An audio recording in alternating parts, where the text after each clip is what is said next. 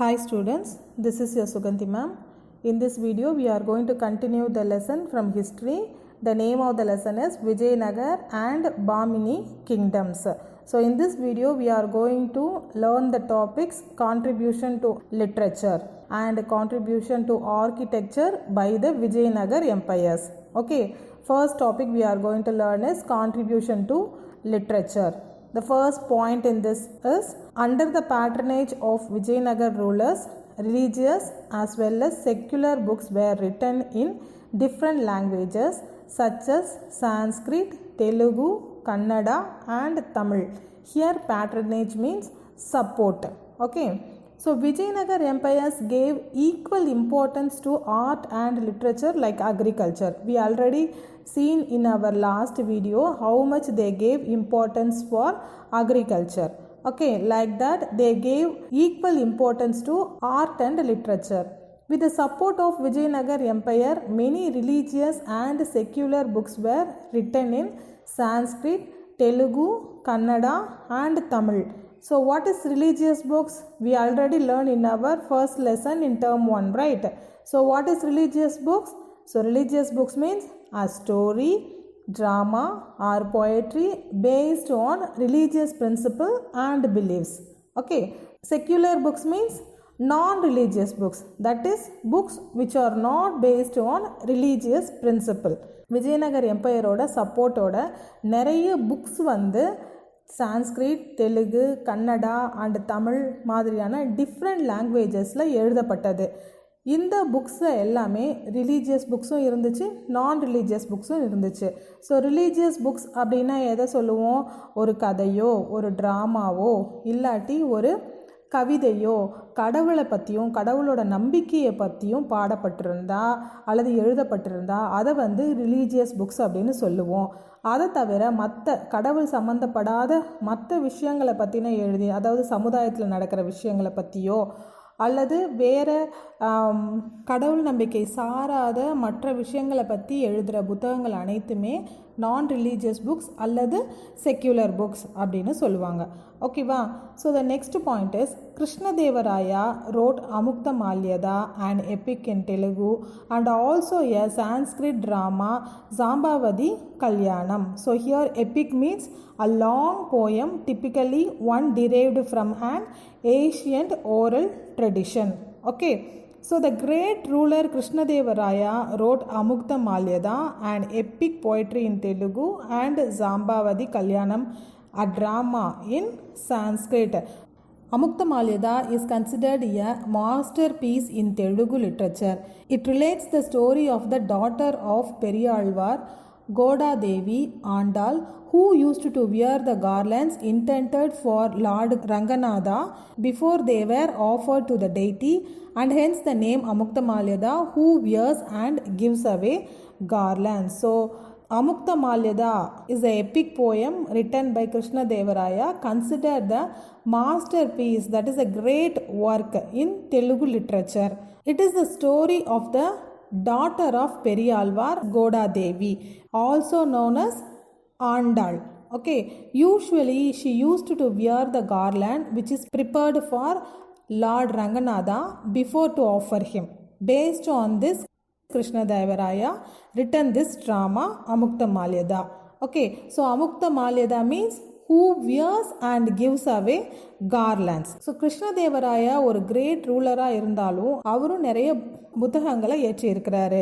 அதில் அமுக்த மால்யதா அப்படிங்கிறது வந்து ஒரு epic poem in Telugu and in சான்ஸ்கிரிட்டில் ஜாம்பவதி கல்யாணம் அப்படிங்கிறதையும் அவர் எழுதியிருக்கிறாரு. இதில் அமுக்த மால்யதா அப்படிங்கிறது தெலுங்கில் ஒரு மிகச்சிறந்த புக்காக வந்து கருதப்படுது.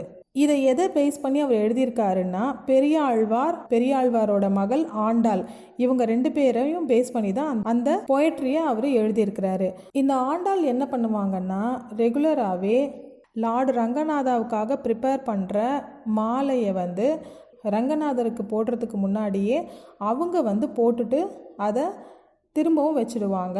அந்த மாலையை தான் திரும்பவும் வந்து ரங்கநாதருக்கு சூட்டுவாங்க. இது வந்து ரொம்ப நாளாக பெரியாழ்வாருக்கு தெரியாமையே இருக்கும். இதை பேஸ் பண்ணி தான் இந்த அமுக்த மால்யதாவை எழுதியிருக்கிறாரு கிருஷ்ணதேவராயர்.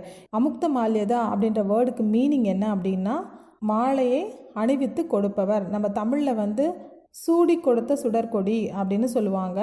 அந்த மீனிங் தான் இந்த அமுக்த மால்யதாக்கும் வரும். ஓகேவா? So the next point is Tenali Ramakrishna authored Panduranga Mahatyam. So Panduranga Mahatyam was written by Tenali Ramakrishna. He was one of the Ashtadikras or 8 poets at the court of Krishna Devaraya. There were 8 eminent poets were there in Krishna Devaraya's court. Tenali Ramakrishna was one among them. Okay.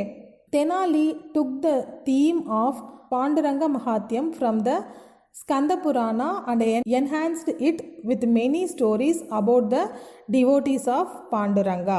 It is considered as the great work of Tenali Ramakrishna. He is also known by the title Vikadagavi. So Tenali Ramakrishna எழுதின book வந்து பாண்டுரங்க மகாத்யம்.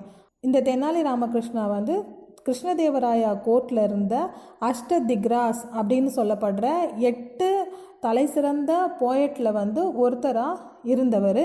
இவர் எழுதின இந்த பாண்டுரங்க மகாத்யம் வந்து பார்த்திங்கன்னா ஸ்கந்த புராணத்தில் இருந்து எடுத்த ஸ்டோரிஸை வந்து இவரோட கற்பனை வளத்தோடு சேர்த்து நிறைய கதைகளாக அதை எழுதியிருக்கிறாரு.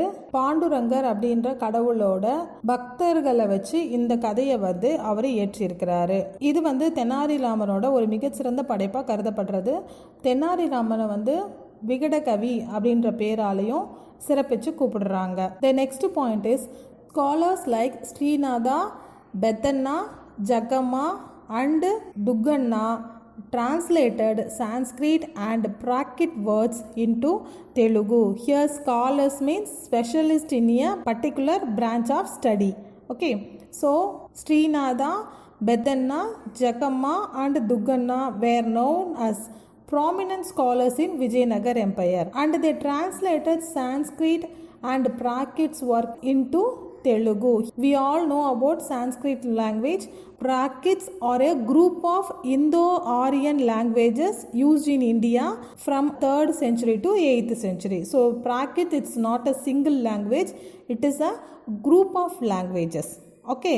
Vijayanagar Empiresல இருந்த மிகச்சிறந்த இலக்கியவாதிகளான ஸ்ரீநந்தா, பெத்தன்னா, ஜக்கம்மா அண்ட் துக்கன்னா இவங்கெல்லாம் என்ன பண்ணாங்க அப்படின்னா சான்ஸ்கிரிட் அப்புறம் அந்த பிராக்கிட்ஸ் லாங்குவேஜஸில் இருந்த எல்லா மிகச்சிறந்த படைப்புகளையும் வந்து தெலுங்கில் வந்து டிரான்ஸ்லேட் பண்ணாங்க. ஓகேவா? இதில் வந்து சான்ஸ்கிரிட் அப்படிங்கிறது சமஸ்கிருதம் லாங்குவேஜ் நமக்கு தெரியும். பிராக்ரிட் அப்படின்றது என்ன அப்படின்னா it's a group of languages. Prakrit வந்து ஒரு லாங்குவேஜ் கிடையாது, நிறைய லாங்குவேஜஸ் சேர்ந்தது.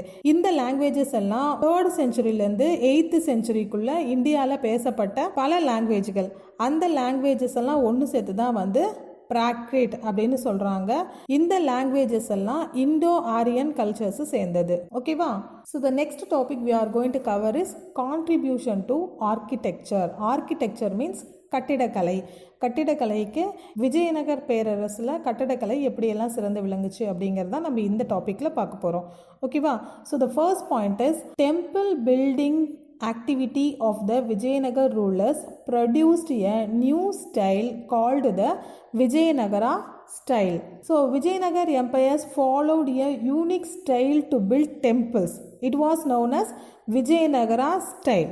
ஓகே, ஸோ விஜயநகரா எம்பையர்ஸ் வந்து என்ன பண்ணாங்கன்னா கோவில்கள் கட்டுறதுக்கு அவங்களுக்குன்னு ஒரு புதிய ஒரு தனித்துவமான முறையை வந்து பயன்படுத்தினாங்க.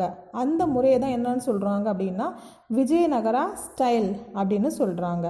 Okay, the next point is prominence of pillars in large numbers and the manner in which they were sculptured are hallmarks of the Vijayanagara style.